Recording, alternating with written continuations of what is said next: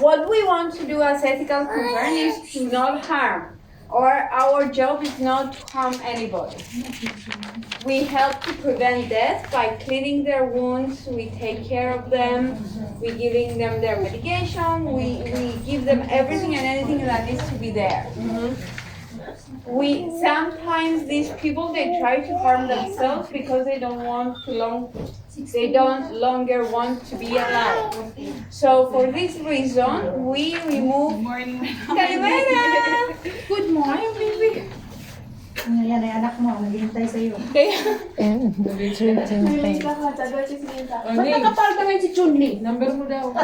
Ay, madam, teacher, 27. 27. 27. 14. They will be there.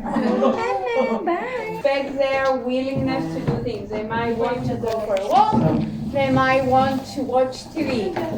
What I want you to remember first and foremost is be patient and understanding. Yes. They're mean. They're annoying. They can be upset with everything and anything. They're about to die. If you place yourself in their shoes, you will understand their fear, concerns, feelings. Okay? So be patient and understanding. Their meanness doesn't mean it's your fault. It's their way to handle their fear. Okay? Okay. That's for my Limassol girl. Okay, we did that. We did that, right? Ethical concern. Okay, end of life, providing physical comfort. What do I mean by that? Discomfort during the dying process can come from a variety of sources. Depending on the cause of the discomfort, there are things you or a healthcare provider can do to help make the dying person more comfortable. Maybe the person is uncomfortable because of pain, give pain medication. Breathing problems, they might need oxygen. Skin irritation, including itching. Because they lay on bed for longer than 1 hour, their body starts to have wounds. So they end up having wounds that you can see their bones. Okay, so your job is actually moving them so they can actually feel less pain on their body, because usually they're laying on their back or on their side. So every half an hour or an hour, you just switch them, like from one side to straight to the other side, and then you go back and forth. Okay? 2 hours. They might have some digestive problems, especially if they have cancer, stomach, or throat. They might not be able to eat, or whatever they eat, it might go to the stomach, and along with the medication, it might be a mixed pot. So their stomach might be irritated. Their temperature might be sensitive, like too warm, too cold. Easy warm, easy cold. They might be sweating, and the next second they might be cold. So it depends. And they easily feel fatigue. They're always tired, whatever you do.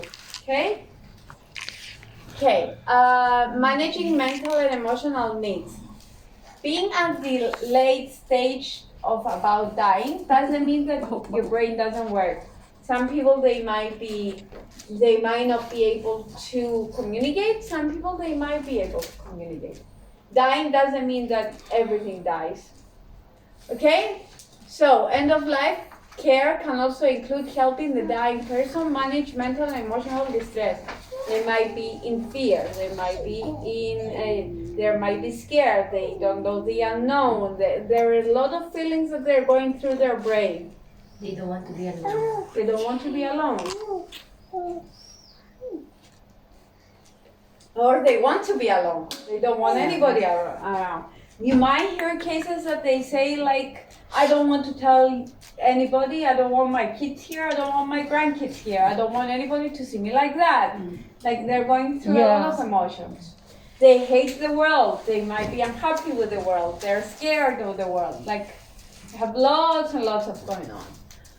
Okay, someone who is alert near the end of life may be understandably feel depressed or anxious. They are known. They don't know what's going on after. It is important to treat emotional pain and suffering. Listen to them. Ask them, what can I do to help you? Just be there. Maybe just being there might help them. You might want to contact a counselor, possibly one familiar with end-of-life issues, to encourage conversation about feelings. It might be a priest, it might be a psychologist, it might be the family. It can be anybody and then anybody. It doesn't mean a counselor. Medicine may help if the depression or anxiety is severe. If you give them medication, they just feel a lot of pain and they start feeling anxious. Ask them what they need. They might tell you, they might not tell you. But be aware of what they want. Will communicate, ask them what they need. Their needs come first. They're dying, so whatever they need. Okay, don't go overboard, but you know what I mean. Like if they want to eat chocolate, ask the doctor if they can. Like accommodate their needs based on what they can and what they can, but try not to say a lot of no because they're dying. Only if you're allowed to do that, I mean, medically allowed. Be present, talk or read to them, even if they can't talk back. Sometimes reading to them relaxes. Even showing them pictures when they were young might help them, might not help them. Depending. If they can talk, listen attentively to what they have to say without worrying about what you will say next. Just listen. Be there.